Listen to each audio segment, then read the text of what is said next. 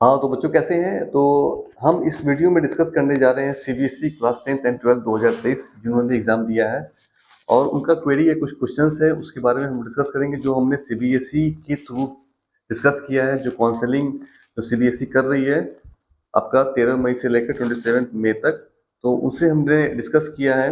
तो उनके जो ऑटो मोड में जो क्वेश्चंस हैं, ओके, उसके बारे में हम डिस्कस करने जा रहे हैं कि मेन क्वेश्चन क्या था। तो उसमें बच्चों लोगों ने पूछा है कि अगर किसी बच्चे को आरटी अगर आता है, किसी बच्चे को आरटी अगर आता है तो उसको प्रैक्टिकल देने की ज़रूरत है क्या? तो उसने साफ साफ कहा है कि अगर आप प्रैक्टिकल में पास हैं तो आपको प्रैक्टिकल देने की ज़रूरत नहीं है। क्लियर? और फिर नेक्स्ट क्वेश्चन है, अगर कोई बच्चा ड्रॉप लेता है, ओके, और नेक्स्ट ईयर वो इम्प्रूवमेंट या फिर कंपार्ट देता है, तो फिर नेक्स्ट ईयर उसका सिलेबस क्या होगा? तो ये काफ़ी बच्चों का क्वेरी था। तो उन्होंने सीबीएसई ने साफ साफ कहा है कि जो सिलेबस करंट ईयर में मान लेते हैं कि 2024 में जो बोर्ड एग्जाम होगा उस समय जो सिलेबस जो अप्लाई होगा वही आपका सिलेबस होगा ड्रॉपर्स के लिए भी। तो ये आपको क्वेरी क्लियर हो गया होगा, क्योंकि काफ़ी बच्चे पूछ रहे हैं कि सर सिलेबस क्या होगा।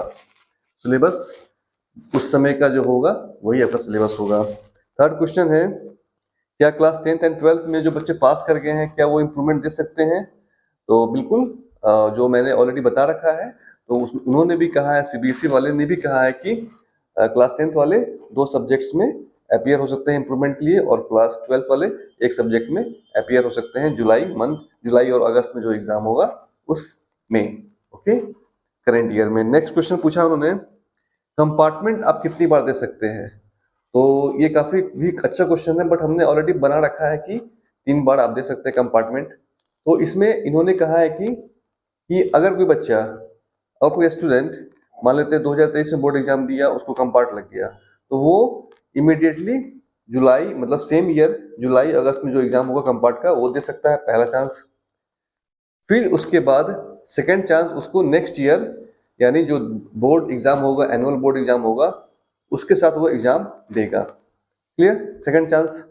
देन आफ्टर थर्ड चांस क्या हुआ, जब 2024 में बच्चा अगर जुलाई में फिर से एग्जाम देगा तो वो थर्ड चांस अपीयर हो सकता है। तो ये 3 बार आप दे सकते हैं कंटिन्यूअस कंपार्टमेंट का। क्लियर?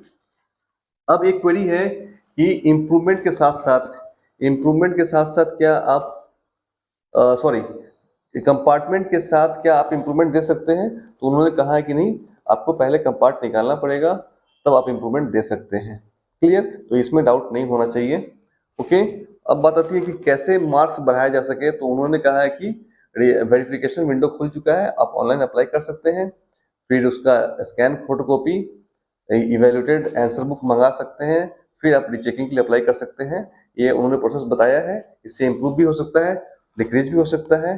और फिर बच्चे ने पूछा है कि सर इसका मार्कशीट जो इम्प्रूव होगा या फिर डिक्रीज होगा उसका मार्कशीट कैसा होगा? तो आपको जो करंट मार्कशीट है उसको विड्रॉ करना पड़ेगा और आपको नया मार्कशीट मिल जाएगा। ओके, जो भी इंक्रीज किया हो या फिर डिक्रीज किया होगा जो आपको एक्सेप्ट करना पड़ेगा। तो प्लीज बी केयरफुल वेरिफिकेशन के लिए अगर अप्लाई कर रहे हैं तो। क्लियर? अब बात आती है रीअपियर कितनी बार हो सकता है? बच्चा बोर्ड एग्जाम में रीअपियर फिर से अगर बोर्ड एग्जाम देना हो ऑल 6 सब्जेक्ट्स का, तो वो कितनी बार दे सकता है, कब दे सकता है? तो सबसे पहले कि वो next year as a private candidate वो दे सकता है। क्लियर?